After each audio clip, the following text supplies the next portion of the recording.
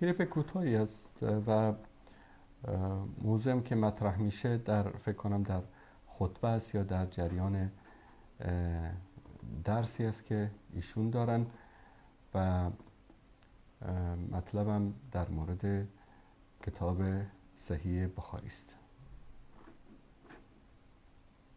بله، با هم ببینیم این کلیپ رو. دومره چې کافران د مسلمانانو په لاس نه دي وژل شوي لکه مسلمانان چې وژل شوي، خپلو منځونو کې وژل شوي. دا نن زموږ ستونزه چې ده همدا ده. دغه ډلې چې په جماعتونو کې چاودنه کې څوک دي؟ ځان د امام بخاري پلویان ګڼي. میگه این کسایی که در مساجد میرن خودشون رو منفجر میکنن، اینها خودشون رو پیروان امام بخاری میدونن. والا من تا الان نشیدم که هیچ کس از اینا، از این انتحاریا و داعشیا و تکفیریا، اینا خود گفته باشه که ما پیرو امام بخاری هستیم. از صدر اسلام تا الان خوارج همیشه دلایلشون از قرآن بوده. مسلمان ها رو تکفیر کردن، صحابه رو کشتن، با مسلمان ها جنگیدن، همیشه دلایل از قرآن آوردن. اگر این منطق باطل جناب حکمتیار رو قبول بکنیم، پس بگیم که چون خوارج گفتن که لا حکم الا لله و این چون که یک آیه قرآنی است، به خاطر همین قرآن سبب به وجود آمدن فکر خوارج شده، قرآن علیاذ بالله سبب به وجود آمدن تفرقه و اختلاف در بین مسلمانان شده. این منطق نیست که ما بخوایم از این در وارد بشیم. وانگهی همین جناب شما که و برادران جهادیتان، رهبران جهادیتان که افغانستان رو به خاک و خون کشیدید در جنگ‌های داخلی، شما پیروان کی بودید؟ اگر فکرن اخوان المسلمین باشید، پس اخوان المسلمین سبب این همه بدبختی در افغانستان و جهان اسلام شده، چون شما پیرو فکر اخوان المسلمین بودید.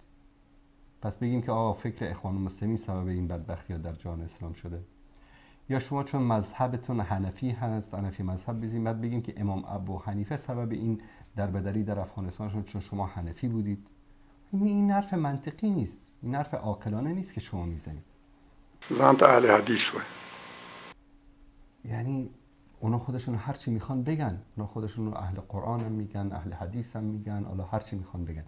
این دلیل نمیشه که بعد ما بیایم حدیث رو بزنیم، قرآن رو بزنیم یا صحیح بخاری رو بزنیم. دا یو فتنه وه او دا نن هم یو لویه فتنه ده. دا فتنه باید حل کړو، دا باید پای ته ورسوو.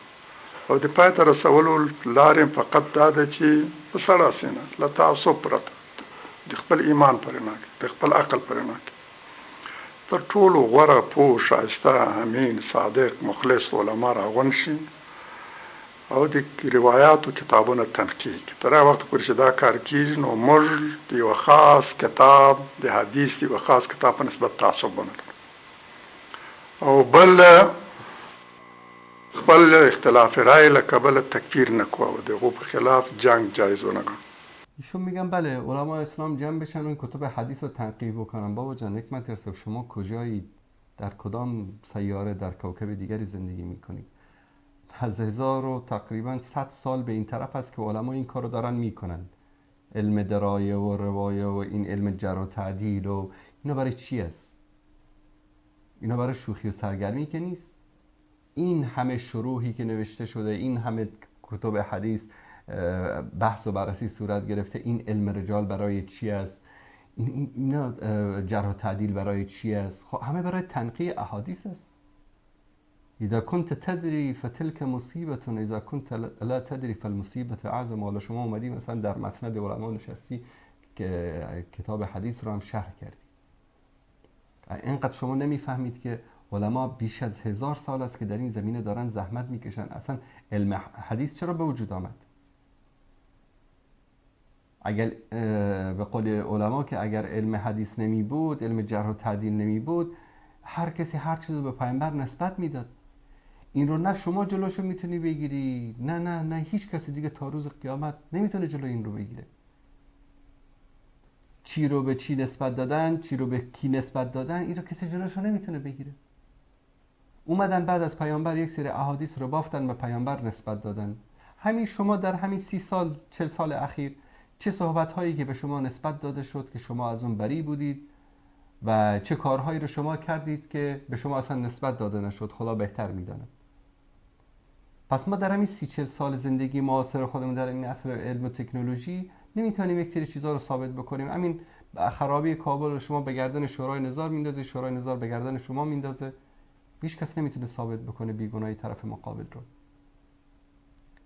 پس اینکه علما جمع بشن و یک کتاب درست بکنن برای شما و این بشه کتاب صحیح حدیث و بقیه همه چیز رو از بین برد، این یک حرف منطقی نیست، چون این کار شده، این کار صورت گرفته و شده است.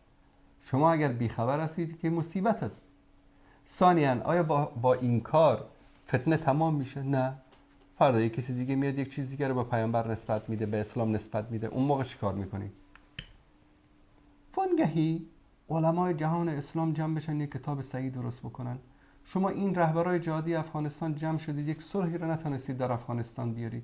100 بار نشستید، قسم خوردید، 1001 تلاش ها برای صلح صورت گرفت، اما شما 4 تا رهبر نتونستید. نهایت شما 7 تا تنظیم بودید در پاکستان، نتونستید با هم دیگه جور بیاید، افغانستان رو به گند کشیدید. شما میخواید جهان اسلام علما همه جمع بشن برای یک کتاب متفق بشن. شما در کجا زندگی میکنید؟ من نمیدونم. در خیالات خودتون غرق هستید. و په خلاف جنگ جایز ونګڼو. سیاست درولو، حوصله ورکړو، تحمل وکړو، وزغمو. خیلی شکر که در پایان عمر حداقل به این نتیجه رسیدید که با هم دیگه جنگ نکنیم، با هم دیگه رو تکفیر نکنیم، سه صدر داشته باشیم. ای کاش این کار رو میکردید. کل اگر طبیب بودی سر خود دوا نمودی، کاش که شما این کار رو 30 سال قبل میکردید، 40 سال قبل میکردید در افغانستان، 20 سال قبل میکردید در افغانستان. با برادرانی که شما مثل اونها نماز میخوانید، اونا مثل شما نماز میخوانن. شما حنفی هستید، اونا هم حنفی هستن. شما هم همین اعتقادات داری، اونا هم همین اعتقادات دارن. همه چیزتون مثل هم، هیچ فرقی هم با هم دیگه نداشتید. زدید هم دیگه رو لط و پار کردید، وطن رو به خاک و خون کشیدید. چرا جنگیدید با هم دیگه؟ مگر یک طرف اهل حدیث بودید، یک طرف حنفی بودید؟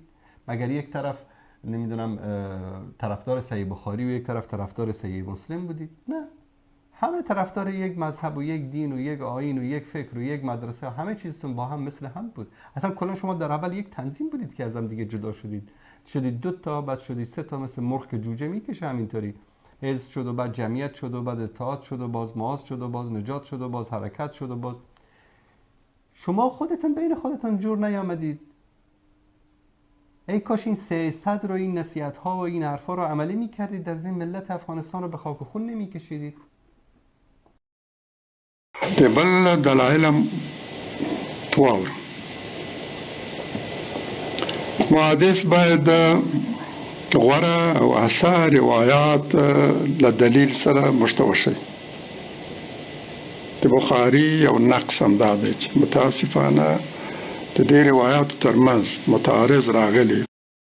میگه یکی از نقص های بخاری این است که در بین روایت های بخاری روایت های متعارض وارد شده است. متاسفانه تعارض هم ډیر زیاد، تعارضش هم خیلی زیاد است، شدید است، جدی است، گسترده است و عمیق است.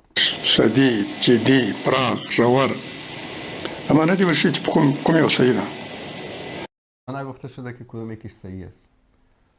سبحانك ان هذا بهتان عظیم. این دروغی است که متاسفانه من بدون مجامله باید بگم این حرف دروغ است. همچین چیزی ما در بخاری نداریم. حدیث متعارض که ادعا میکنه ایشان ما در بخاری نداریم. نه احادیث متعارض با قرآن داریم در بخاری، نه حدیثی که در بین خودشون تعارض داشته باشن و امام بخاری نگفته باشه کدامش صحیح است کدامش صحیح نیست. این یک اتهام است به امام بخاری، دروغی بیش نیست. ای کاش یک نمونه بیان میکردیشان. از همینجا ما چالش میدیم که در هفته آینده در خطبه جمعتون شما یک روایت از این روایت های بخاری که فکر میکنید بخاری 2 روایت آورده که متعارض با هم هستند، خیلی جدی، خیلی عمیق، با سبب فتنه و فساد و تفرقه و جنگ و عداوت در بین مسلمان ها شده رو بیارید. حالا میرسیم به اونجایی که در کتاب خود این همه جدی و عمیق و فتنه و فساد و این چیزایی که ذکر میکنه چی است؟ آقا حدیث رفع الیدین است و نمیدونم آمین به جهر است و فلان هست. آیا این مسائل سبب جنگ و فتنه در بین مسلمان ها شده؟ هزاران نفر مسلمان ها رو به کشتن داده در طول تاریخ اسلام. کدام مسلمان دیگری رو به خاطر رفع الیدین کشته؟ موږ ته سپارښتنه نه ده کړې. د بخاري لوستونکو ته سپارښتنه نه ده کړې چې په دغو متعارضو روایاتو کې د منلو وړ او د عملی کولو وړ کوم دی. بله، میگه که خب بخاری هم این رو نگفته که کدومش باید عملی بشه کدومش باید عملی نشه. یک افتراحی دروغی بیش نیست و همچین مطلبی ما در بین کتب صحیح حدیث سراغ نداریم طوری که ایشان ادعا میکنند.